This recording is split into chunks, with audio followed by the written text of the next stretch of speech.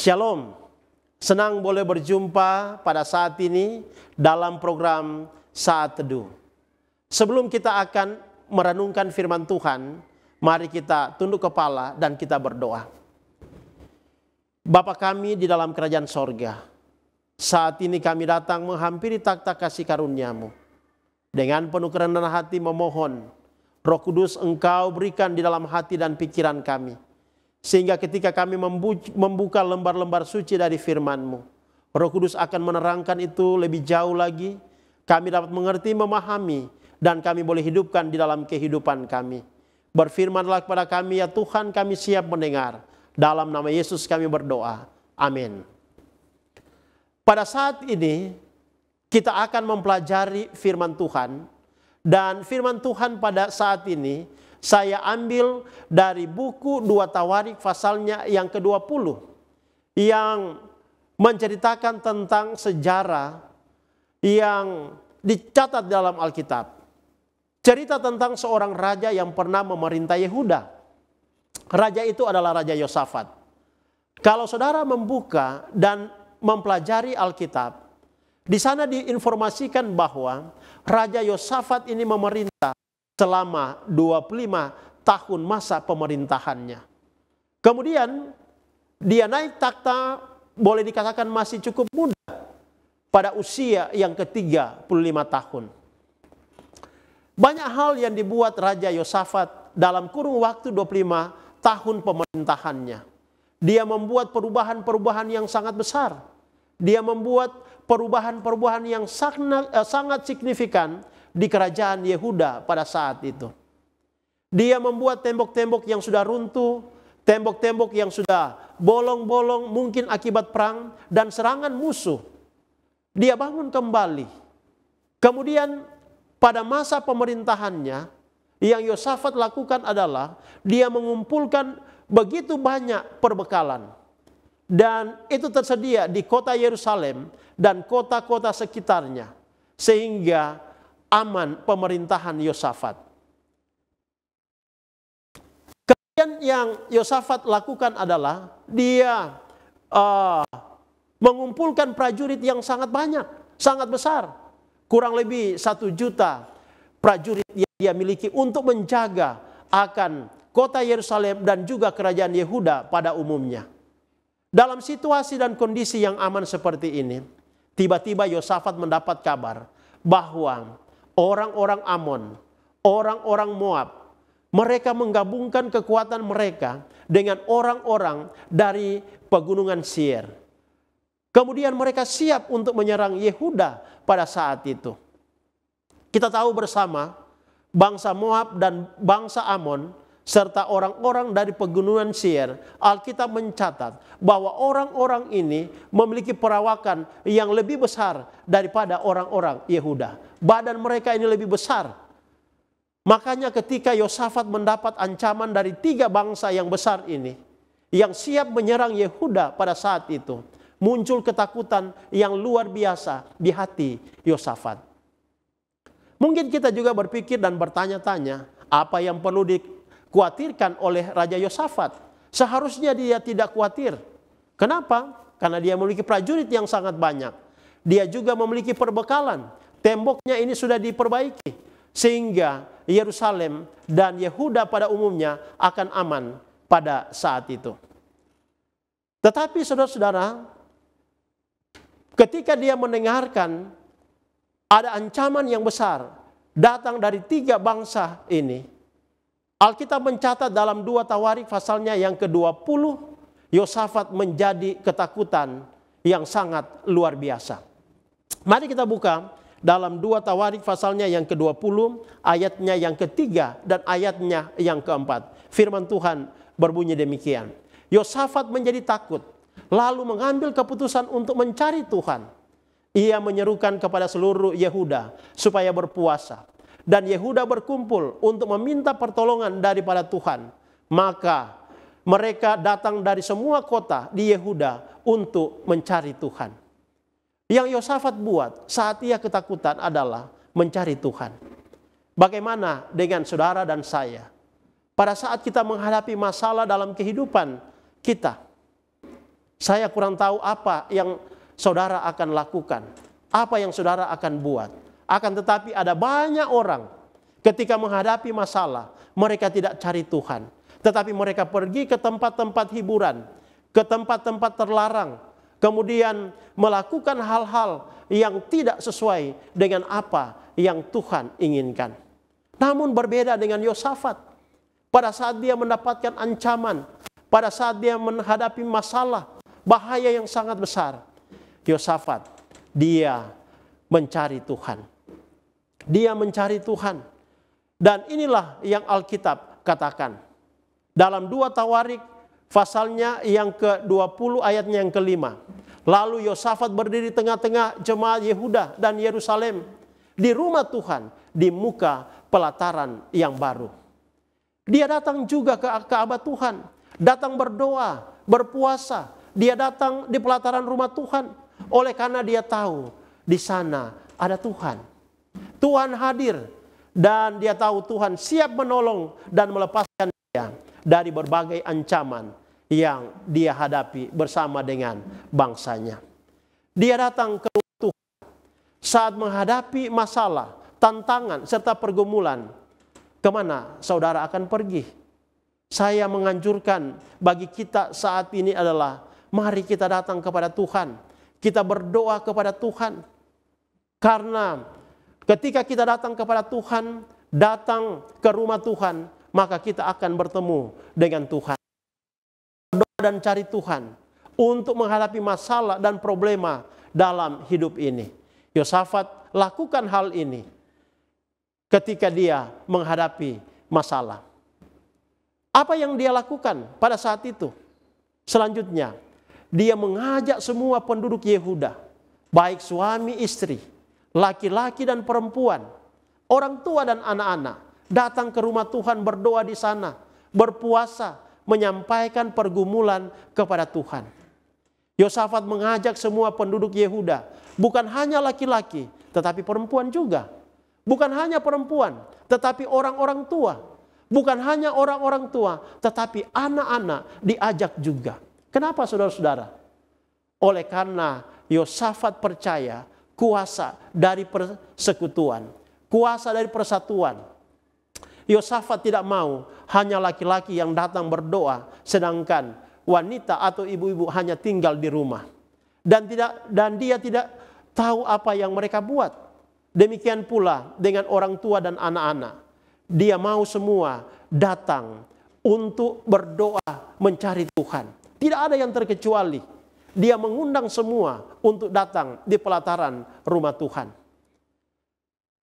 Saudara-saudara, di dalam jemaat bisa saja ada seorang pendeta, ketua-ketua, majelis jemaat, serta anggota jemaat yang lain adalah pendoa yang luar biasa. Akan tetapi mereka tidak tahu ada umat yang sedang melakukan dosa.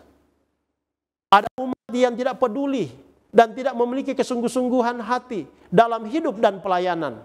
Itulah yang akan menghalangi pemulihan dari masalah yang sedang dihadapi. Yosafat dia tahu akan hal ini. Itu sebabnya dia katakan semua harus datang. Tidak ada yang terkecuali. Jangan ada satu pihak yang berdoa sedangkan yang lain hidup di dalam dosa. Itulah yang akan menghalangi kelepasan. Maka dia ajak semua orang untuk datang. Yosafat tahu, itu sebabnya dia katakan semua harus datang, tidak ada terkecuali. Jangan hanya ada satu pihak saja yang datang berdoa sedangkan lain tidak melakukan apa-apa. Saudara-saudara, Yosafat ketika menghadapi tantangan, pergumulan, maka dia cari Tuhan. Dia datang ke pelataran Tuhan. Dia berdoa bahkan berpuasa. Bukan hanya Yosafat, bukan hanya keluarganya, tetapi seluruh penduduk Yehuda dia ajak. Tidak ada yang terkecuali. Luar biasa, saudara-saudara. Mereka datang ke pelataran Tuhan berdoa, merendahkan diri di hadapan Tuhan. Dan Tuhan mendengar doa dan pergumulan dari Yosafat. Sehingga kalau kita membaca di dalam firman Tuhan, bangsa Yehuda akhirnya mendapatkan kelepasan dan kemenangan. Dan kalau saudara membaca dengan teliti, dan pelajari baik-baik ayat demi ayat dalam firman Tuhan, maka saudara akan temukan pada akhirnya Tuhan sendiri yang berperang melawan musuh. Yosafat tidak berperang dengan 1 juta tentara atau prajurit yang dia miliki. Tidak. Melainkan Tuhan lewat malaikat-malaikatnya yang berperang melawan orang-orang Moab, orang-orang Amon, dan orang-orang dari pegunungan Seir. Orang-orang Yehuda hanya berdiam diri saja, dan malaikat Tuhan mengalahkan mereka, berperang melawan mereka. Mereka saling membunuh pada saat itu, dan akhirnya Yehuda mendapatkan kemenangan. Saudara, satu kisah yang luar biasa yang kita pelajari pada saat ini. Kalau saya dan saudara dekat dengan Tuhan, memiliki hubungan yang intim dengan Tuhan, kita tidak perlu takut menghadapi masalah di dalam kehidupan kita. Kenapa? Oleh karena ada Tuhan. Kalau kita menghadapi tantangan, masalah dan pergumulan, ingat ada Allah yang akan berperang melawan musuh-musuh kita. Dan itu sudah terbukti. Pengalaman-pengalaman dalam perjanjian lama dan perjanjian baru, di mana umat-umat Tuhan yang setia datang kepada Tuhan, memiliki hubungan yang intim dengan Tuhan. Dari waktu ke waktu, Tuhan yang berperang melawan musuh-musuh mereka. Dan itu sudah terbukti dan diketahui oleh Yosafat. Yang ditakuti oleh Yosafat saat ancaman datang adalah Yosafat ingin cari tahu apakah umat-umatnya memiliki hubungan yang erat dengan Tuhan atau tidak. Yosafat khawatir kalau ia ketahui umatnya yang ia pimpin tidak ada hubungan yang dekat dengan Tuhan. Dan ini yang dia takutkan. Bukan bangsa-bangsa yang akan menyerang, tetapi dia takutkan apakah umat-umatnya, bangsanya ini akan dekat dengan Tuhan atau tidak. Yosafat sudah mendengar cerita-cerita dari orang tuanya, dari oma opanya, dan dari kakek neneknya, bagaimana kemenangan-kemenangan yang datang dari Tuhan. Yosafat mendengar bagaimana cerita tentang Gideon yang mengalahkan orang Midian. Hanya dengan 300 pasukan, dia mengalahkan ratusan ribu bangsa Midian. Yosafat juga mendengar cerita orang Israel saat menghadapi kota Yeriko, orang yang ada Yeriko. Dari hari ke hari, mereka mengelilingi kota itu sesuai dengan perintah Tuhan. Dan pada hari yang ke-7, mereka mengelilingi 7 kali kota Yeriko. Dan pada perjalanan yang ke-7, mereka bersorak, meniupkan sangkakala trompet, dan akhirnya tembok kota Yeriko ini runtuh. Bukan dengan persenjataan, tetapi oleh kuasa Tuhan. Dan Yosafat mengetahui akan hal ini. Itu sebabnya ketika dia menghadapi masalah, ketika dia menghadapi tantangan yang sangat besar, yang dia lakukan adalah dia datang kepada Tuhan. Dia mau hubungan dengan Tuhan itu erat, sehingga Tuhan yang nantinya akan berperkara. Itu sebabnya Yosafat ambil kesimpulan, kemenangan demi kemenangan yang didapatkan, semuanya itu oleh karena Tuhan. Harus bergantung sepenuhnya kepada Tuhan.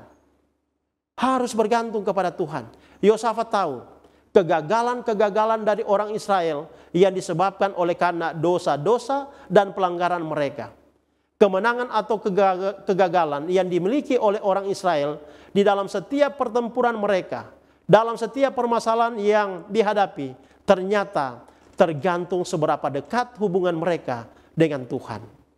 Yosafat mengetahui akan hal ini. Saudara-saudara yang diberkati Tuhan, kalau kita dekat dengan Tuhan, maka kita akan mendapatkan kemenangan. Tetapi saat kita jauh dari Tuhan, ketika kita memberontak kepada Tuhan, meninggalkan Tuhan, saat kita menghadapi masalah, maka kita akan menghadapi kegagalan dalam hidup kita.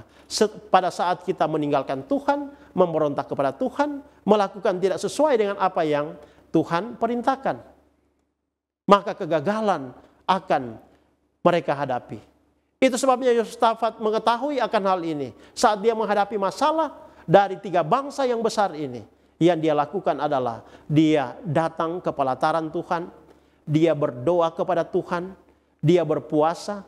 Bukan hanya dia, bukan hanya keluarganya, tetapi semua penduduk Yehuda. datang kepada Tuhan, berdoa kepada Tuhan, dan luar biasa, Tuhan memberikan kemenangan kepada mereka. Bisakah kita menjadi sama seperti Yosafat? Seorang raja yang hebat yang memerintah Yehuda selama 25 tahun. Ketika hadapi musuh-musuhnya dan pergumulan yang berat dalam hidupnya, boleh mendapatkan kemenangan? Saudara, kita bisa mendapatkan kemenangan yang sama, asalkan kita lakukan seperti yang Yosafat buat. Apa yang Yosafat buat? Dia mencari Tuhan. Dia datang ke pelataran Tuhan, beribadah kepada Tuhan, berdoa dan berpuasa, dan puji Tuhan, Tuhan akhirnya memberikan kemenangan kepadanya. Ingat saudara-saudara, Allah harus kita nomor satukan di dalam kehidupan kita. Allah harus dijadikan yang pertama dan terutama dan terbaik dalam kehidupan kita sebagai umat Tuhan.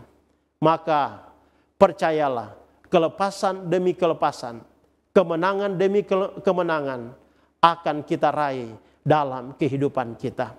Tuhan kita adalah Allah yang tidak pernah berubah, baik kemarin, hari ini, dan juga sampai selama-lamanya. Allah yang memberikan kelepasan kepada Gideon, Allah yang juga memberikan kelepasan kepada orang Israel saat menghadapi Yeriko, Allah juga sudah membuktikan, memberikan kelepasan kepada Yosafat. Allah yang sama akan memberikan kemenangan bagi saudara dan saya dalam menghadapi tantangan dan masalah hidup yang kita alami. Ketika kita datang mencari Tuhan, membawa semua persoalan hidup kita ke dalam tangan Tuhan, percayalah, kita akan mendapatkan kemenangan. Biarlah renungan pada saat ini boleh menjadi berkat rohani bagi kita semua, sehingga benar-benar kita akan terus setia kepada Tuhan, dan kita boleh memperoleh kemenangan, terlebih keselamatan ketika Tuhan datang pada kali yang kedua. Mari kita tunduk kepala dan kita berdoa. Kami bersyukur kepadamu ya Tuhan pada saat ini, oleh karena kami memiliki kesempatan untuk mempelajari akan firman-Mu. Terima kasih oleh karena pengalaman Yosafat boleh menjadi bagian di dalam kehidupan kami. Kami percaya segala sesuatu Tuhan telah buat bagi Yosafat dan juga memberikan kemenangan kepada bangsa Yehuda pada saat itu. Dan hal yang sama boleh terjadi dalam kehidupan kami. Saat kami menghadapi tantangan, menghadapi masalah dalam kehidupan kami, biarlah kemenangan yang sama Tuhan berikan. Asalkan kami setia kepada Tuhan, datang kepada Tuhan di dalam doa penyerahan kami kepadamu. Tuhan Bapa di sorga, saat ini hamba-Mu terus mendoakan, biarlah kami semua tetap mengutamakan Tuhan, mengandalkan Tuhan, sehingga masalah demi masalah yang kami hadapi, kami akan mendapatkan kemenangan. Terpujilah nama-Mu Allah begitu baik, karena kami berdoa hanya di dalam nama Yesus, yang adalah Tuhan dan Juru Selamat kami yang hidup. Amin.